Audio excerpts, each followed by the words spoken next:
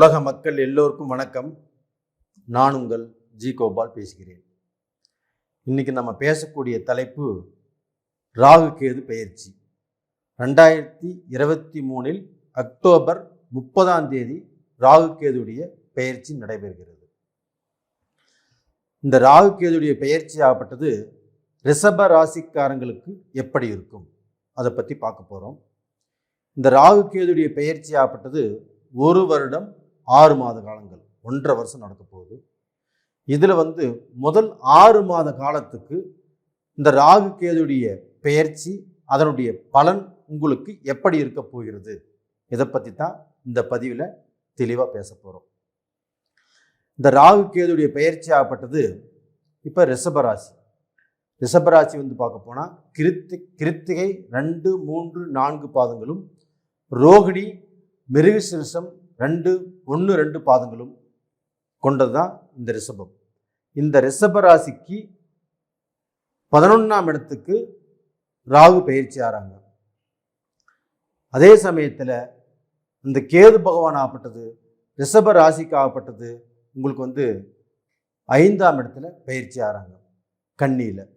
அப்போ இதற்கு முன்னாண்ட 12ஆம் இடத்துல இருந்து வந்த ராகு பகவான் உங்களுக்கு 6ஆம் இடத்துல இருந்து வந்த கேது பகவான் என்ன செஞ்சார் அப்படின்னா, 12ஆம் இடத்துல இருந்து வந்த அந்த ராகு பகவான் ஆகப்பட்டது உங்களுக்கு விரயங்களை கொடுத்துருப்பாரு.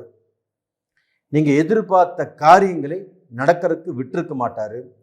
நீங்கள் எந்த தொழில் செஞ்சாலும் அதில் பார்க்க போனால் நஷ்டத்தை கொடுத்துருப்பாரு. ஒரு திருப்தியையும் ஒரு நல்ல மாற்றத்தையும் நீங்கள் எதிர்பார்த்த நேரத்தில் அங்கே பார்க்க போனால் எல்லாமே பிரச்சனையாக மாறி இருக்கும். அதே சமயத்தில் இந்த கேது பகவான் ஆகப்பட்டது உங்களுக்கு இந்த 6ஆம் இடத்துல இருந்த கேது பகவான் ஆகப்பட்டது உங்களுக்கு கடனை கொடுத்திருப்பார். அதாவது சுக்கிர பகவானுடைய வீட்டில் அந்த கேது பகவான் இருக்கிறாரு 6ஆம் இடத்துல. அப்போ அந்த 6ஆம் இடத்துல இருந்த அந்த கேது பகவான் ஆகப்பட்டது உங்களுக்கு கடனையும் கஷ்டத்தையும் உங்களுக்கு பார்க்க போனால் ஒரு நரக வேதனையையும் கண்டிப்பாக கொடுத்துருப்பாரு. அப்போ இந்த வேதனையிலிருந்து தப்பிக்கிறதுக்கு இந்த இந்த விரயஸ்தானத்தில் இருந்து நீங்கள் தப்பிக்கிறதுக்கு இப்போ உங்களுக்கு ராகு கேது பெயர்ச்சி நடக்குது.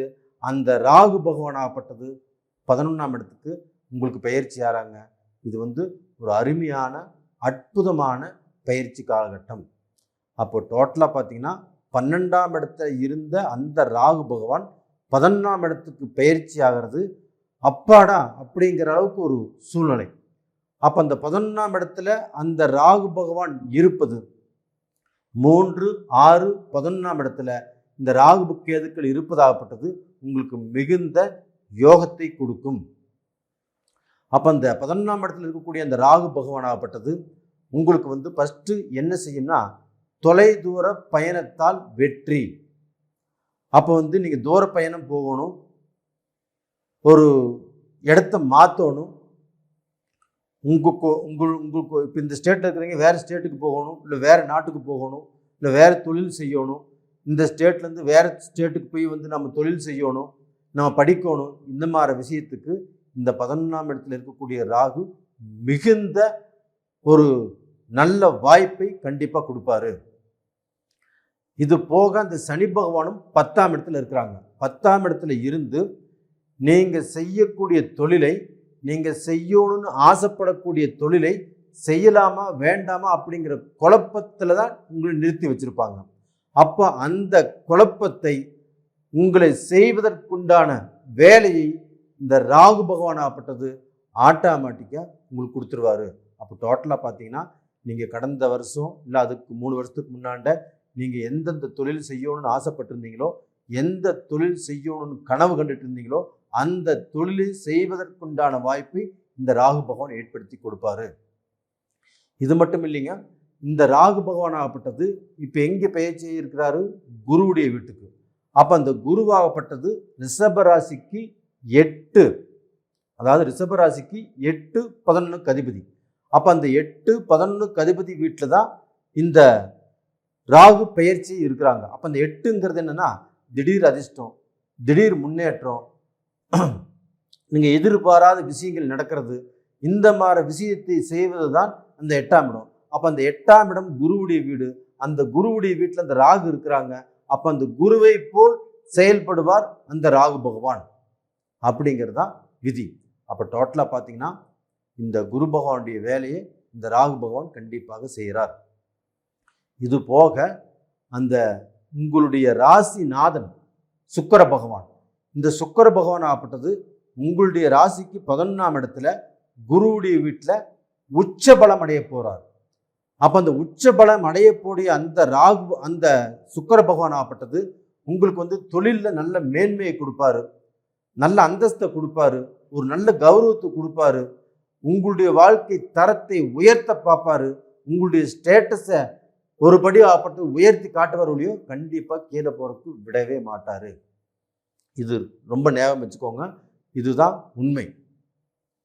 அப்போ டோட்டலாக பார்த்தீங்கன்னா உங்களுடைய ஜாதக பிரகாரம் இப்போ ராகு கேது பெயர்ச்சிகள் ஆகப்பட்டது.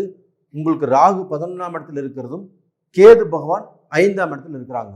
அப்போ அந்த 5ஆம் இடத்தில் இருக்கக்கூடிய இந்த கேது பகவான் ஆகப்பட்டது எப்படி இருக்கும்னா, இப்போ ராகு கேதுக்கள் ஆகப்பட்டது ஆப்போசிட்.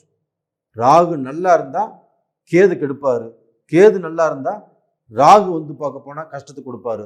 அப்போ ராகு பகவான் நல்லா இருக்கிறாங்க.